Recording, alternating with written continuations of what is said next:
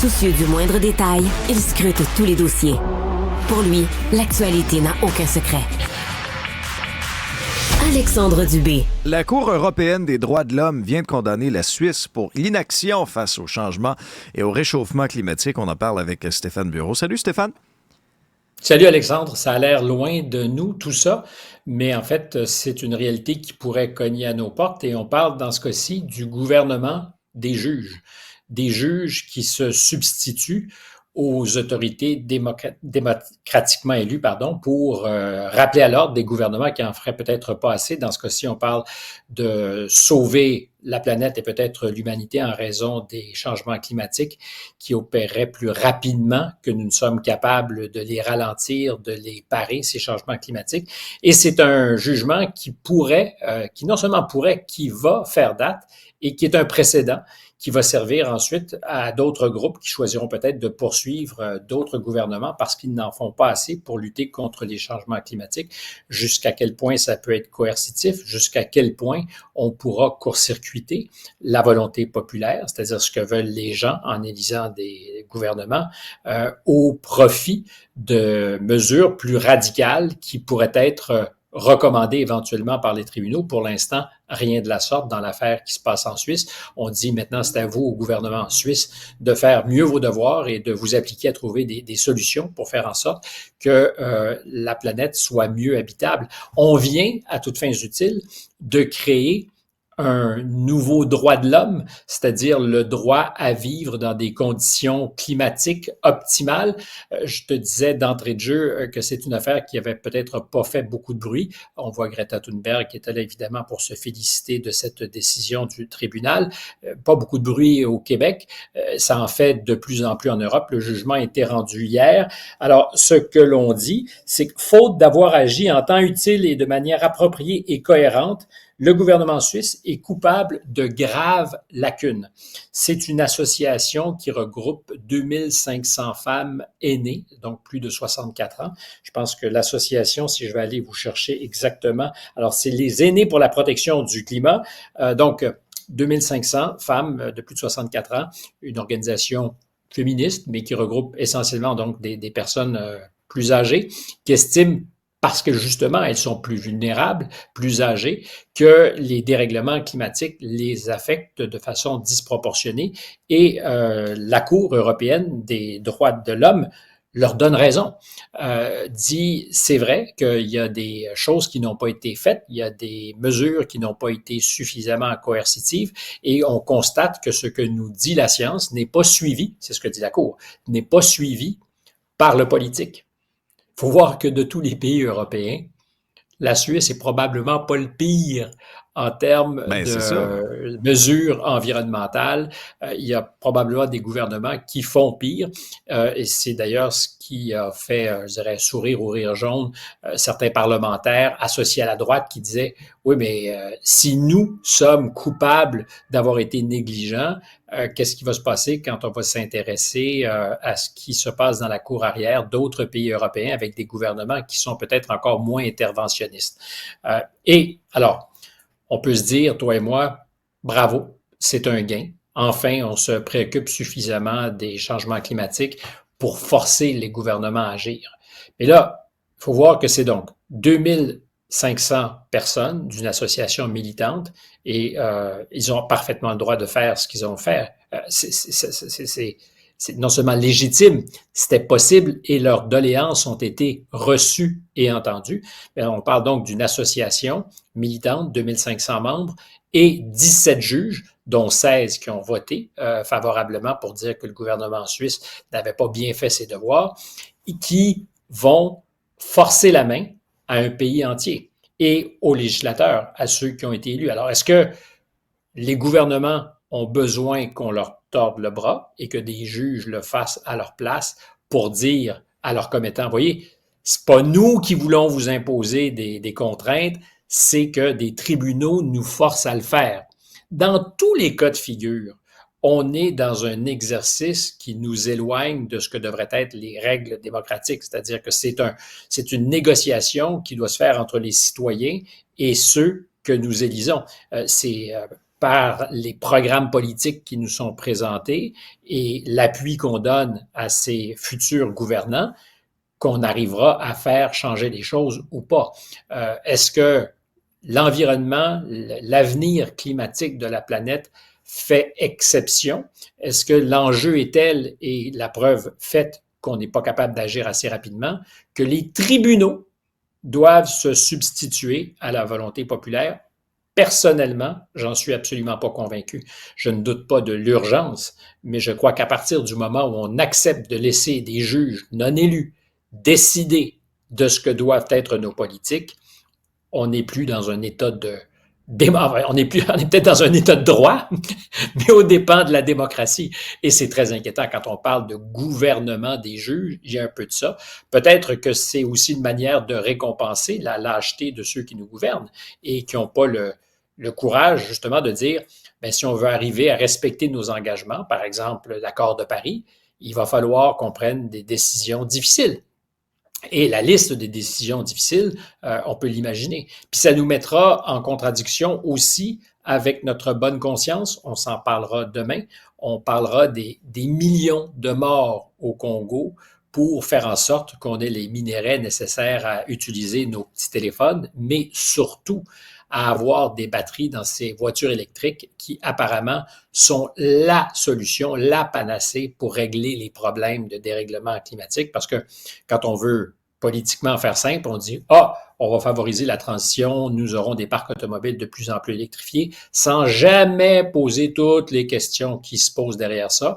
Comment vas-tu produire ton électricité pour les dites voitures? Alors, au Québec, ça pose moins de problèmes. On a de l'hydroélectricité, mais tu en parles souvent à l'émission, des ressources qui commencent à être aujourd'hui insuffisantes pour la demande. Qu'est-ce qu'on va être prêt à faire comme compromis sur notre patrimoine hydrique? Est-ce qu'on va vouloir à nouveau harnacher des rivières? Et est-ce qu'on va être d'accord avec ça au nom de cette transition verte? Puis, donc, ça, c'est la bonne nouvelle. On est au Québec où on produit de l'électricité relativement propre, de l'énergie propre. C'est pas vrai pour l'ensemble de l'Amérique du Nord. Quand on va se mettre à mettre bout à bout ce qu'il faut faire pour alimenter ces voitures électriques, peut-être que la vraie question, c'est de se déplacer autrement qu'en voiture, de réduire les déplacements en avion. Ça a été suggéré aussi. Est-ce qu'on devrait avoir une banque de déplacement à vie en avion, un certain nombre de kilomètres, jusqu'à ce que nos avions puissent se déplacer de façon, disons, plus responsable? Puis c'est pas demain la veille, je pense que ça va arriver. J'ai pas encore imaginé ou vu le 747 qui aura sur ses ailes des panneaux solaires qui lui permettra de voler en toute autonomie et de manière propre.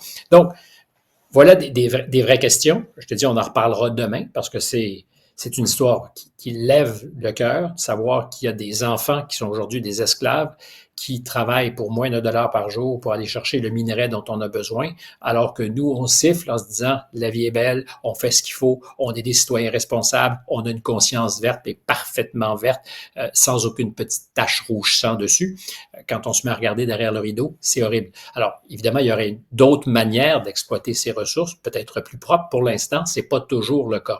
Mais je reviens au gouvernement par les juges, puis tu m'arrêtes quand tu es tanné. Oh non, c'est intéressant. Continue, Stéphane.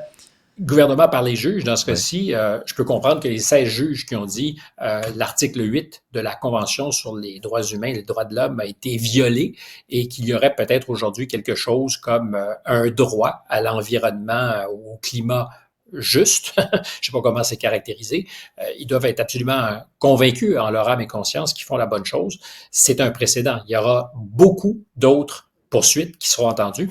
Hier, parce que c'était au grand tribunal que ce jugement était rendu, 2 autres poursuites, plaintes ont été rejetées pour des raisons plus ou moins techniques. Il y avait 6 jeunes Portugais qui poursuivaient une trentaine de gouvernements en vertu des mêmes arguments à peu près. Puis il y a un maire dans une ville, ici en France, qui disait nous devons, nous, la commune, être dédommagés pour les problèmes d'inondation à répétition, parce que c'est le climat et ce qu'on n'a pas fait justement pour régler les problèmes climatiques qui est responsable de nos inondations. Ça aussi a été rejeté. Mais il y a 6 autres causes qui attendaient ce jugement. Et c'est donc très possible que très rapidement, dans le pipeline, on voit les causes s'accumuler. Alors pour l'instant, ce qu'on sait d'abord, c'est qu'on ne peut pas aller en appel. c'est déclaratoire, c'est-à-dire que les Suisses devront respecter ce qui leur est demandé de faire, ou alors sortir de la juridiction de la Cour et dire, ben nous, on ne respecte plus ces jugements. Comme en amont, l'ont fait plusieurs pays. C'est-à-dire que, par exemple, le tribunal pénal international, les Américains, ils sont pas là. Ils sont contents de dire on devrait envoyer M. Poutine y être jugé, mais nous, s'il fallait qu'un soldat américain soit montré du doigt, personne va instruire son procès au tribunal pénal international. Les Russes n'y sont pas, les Chinois n'y sont pas. Donc, il y a une manière, évidemment, de court-circuiter. On pourrait se retrouver dans un monde où, en Europe, des réglementations nouvelles qui dépassent même la volonté des gouvernements sont mises en place parce que des jugements les forcent. Alors, des citoyens européens qui vivraient avec des contraintes que les Américains, les Chinois, les Russes n'auraient pas à respecter. Un monde à géométrie variable. Et dans la logique de cette évolution et des gouvernements des juges, j'imagine que tu as suivi ce qui s'est passé hier aussi en Arizona. On a rapidement glissé un mot sur la position du président Trump sur l'avortement. Sur l'avortement, suivi? Ben oui. Oui, bien sûr. C'est hallucinant. Oui, alors, Cour suprême de l'Arizona, 4 juges sur 6 se prononcent en faveur d'une loi qui remonte à 1864, qui interdisait complètement l'avortement. Il y a pas, sauf dans les cas où la vie de la mère est en danger. C'est la seule exception. Il n'y a pas de sablier de période pendant laquelle c'est possible. C'est probablement la loi en ce moment, si ça doit fonctionner et être appliqué, la plus restrictive aux États-Unis. M. Trump, hier, disait, un peu pour se dépatouiller dans cette affaire-là, parce qu'il mesure qu'il y a de réels dangers pour lui.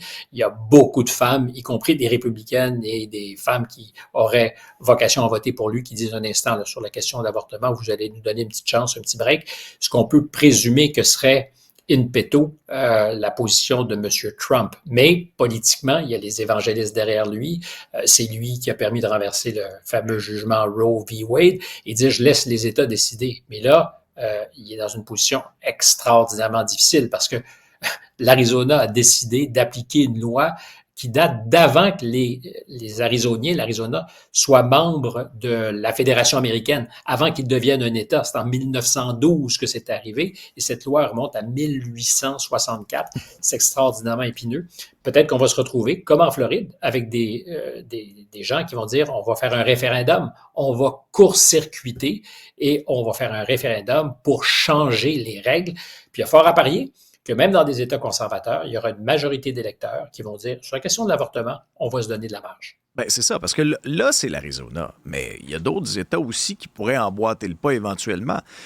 Avec la brèche, Roe v. Wade, là, à un moment donné, ce que plusieurs craignent, c'est un recul incroyable sur le droit des femmes, là, Stéphane. Ben, c'est largement amorcé aux États-Unis. Oui. L'exemple de l'Arizona est le plus patent. Oui. Moi, j'ai vécu 15 ans en Arizona. Ben oui. Je sais de quoi est faite l'Arizona.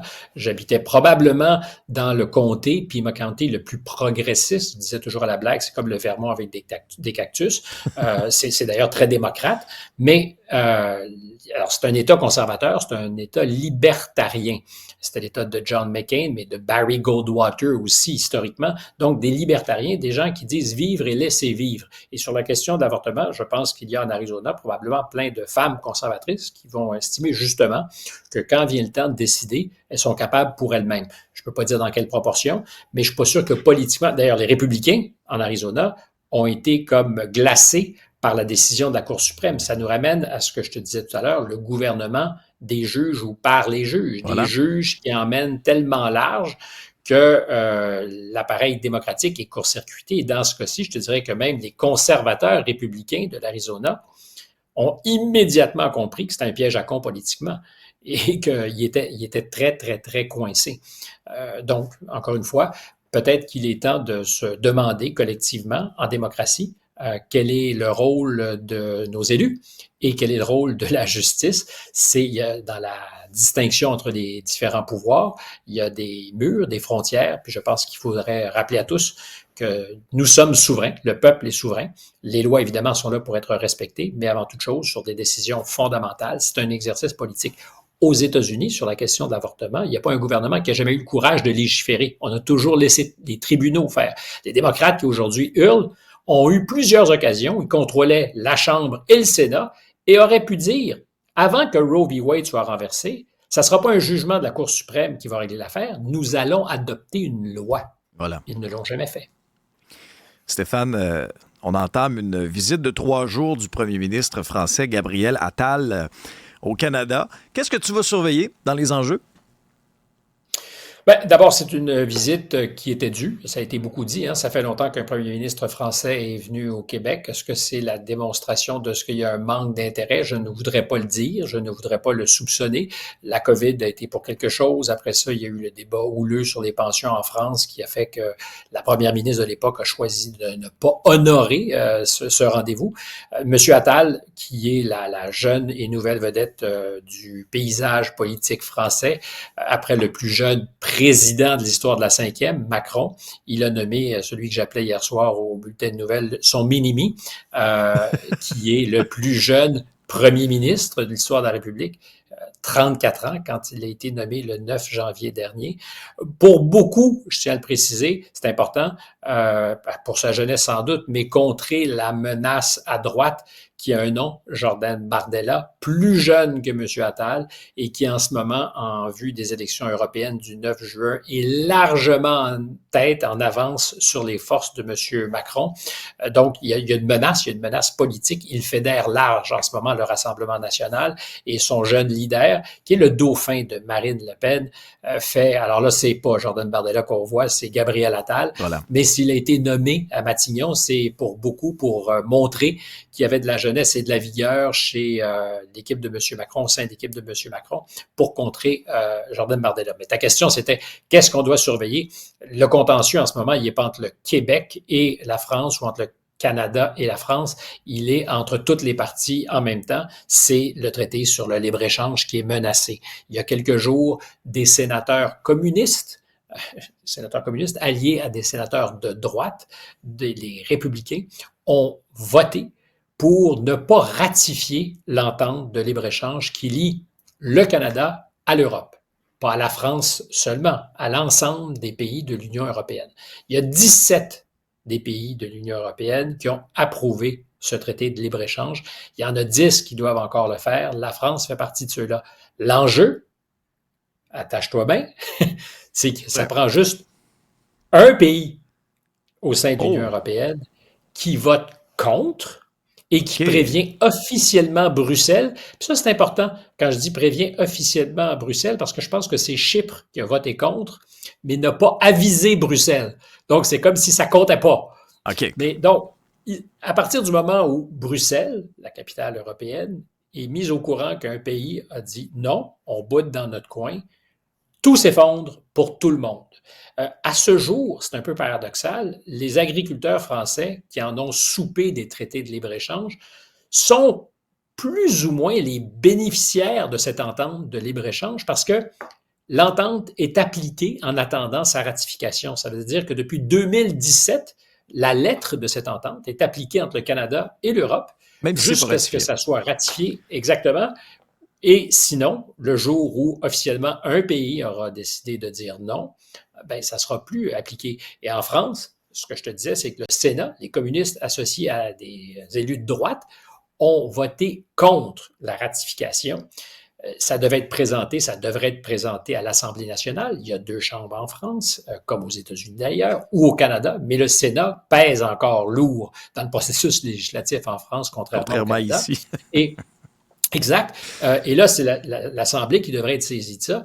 Mais l'équipe de M. Macron, qui est évidemment très favorable à la mondialisation, à cette entente, comme l'a été le gouvernement de M. Charest, qui a beaucoup travaillé pour accélérer le processus de négociation. Le Québec était partant. On est des bons contributeurs à cette opération, comme l'est M. Trudeau. Tout ce monde-là veulent que ça signe. Officiellement, on n'en parle pas trop parce que ça relève du processus démocratique. Les élus devront se prononcer, mais à court terme, ce qu'a choisi de faire le gouvernement, c'est de ne pas présenter à l'Assemblée nationale parce que ça sent pas bon, parce que c'est la grogne des agriculteurs, pour beaucoup, qui est canalisée dans cette idée de rejeter l'entente de libre-échange avec le Canada, qui serait peut-être responsables de leurs mots. Je pense que c'est pas tout à fait fondé. J'en ai discuté avec quelqu'un qui n'est évidemment pas le plus objectif de tous les observateurs, notre ambassadeur, M. Dion, mais qui me faisait valoir effectivement que, en termes d'exportation, les Européens, les Français pèsent plus lourd, donc ils gagnent à ce que les frontières douanières soient, les barrières douanières soient abaissées, que ce que ça permet aux Canadiens de faire en exportation vers la France. C'est beaucoup le bœuf qu'on exporte. Donc, alors, c'est un jeu qui s'équilibre, mais au total, je pense que les Français, je pense pas, je suis certain, exportent davantage vers le Canada que nous exportons vers la France. Donc, c'était tout bénéfice, mais dans la passion du moment, tout à fait compréhensible, parce que les agriculteurs, je comprends qu'ils en aient plein leur basket, choisissent de dire, ben, aux grands mots, les grands moyens. Est-ce que c'est la solution miracle? J'en doute, mais c'est un peu réducteur, mais ça défoule. C'est-à-dire que ça donne l'impression de faire quelque chose. Et les relais des agriculteurs au Sénat sont très, très forts parce que l'institution du Sénat est beaucoup ancrée régionalement. Les sénateurs sont beaucoup élus par les communautés régionales. Donc, à droite comme à gauche, je le répète, c'est absolument c'est pas inédit, mais ça dit quelque chose de la politique.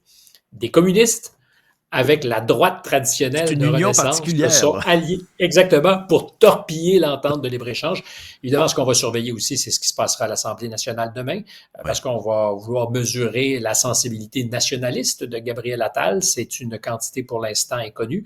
Il est jeune, probablement qu'il a des amis à Montréal, plein. Peut-être est-il même déjà venu avec un sac au dos. Il se trouve qu'aujourd'hui, entre la France et le Québec, il y a beaucoup de connivence. Pour autant, est-ce qu'il va vouloir s'engager? C'est évident que son patron, M. Macron, si tu me demandais mon opinion, est pas mal moins chaud à l'idée de la souveraineté. Il ne refera pas de Gaulle. C'est pas du tout, ou c'est pas du tout la sympathie qu'ont eu certains leaders socialistes. C'est un mondialiste, il est l'apôtre de la mondialisation souriante, les ententes de libre-échange, ça lui plaît, et un grand État fédéré, organisé, le Canada. C'est probablement, je dis bien probablement, parce qu'il ne s'est pas beaucoup commis, mais c'est probablement ce qu'il préfère. Mais il s'est commis, par exemple, en n'acceptant pas de se rendre à l'Assemblée nationale où on l'attendait lors du dernier sommet du G7 qui avait été organisé à la Malbaie.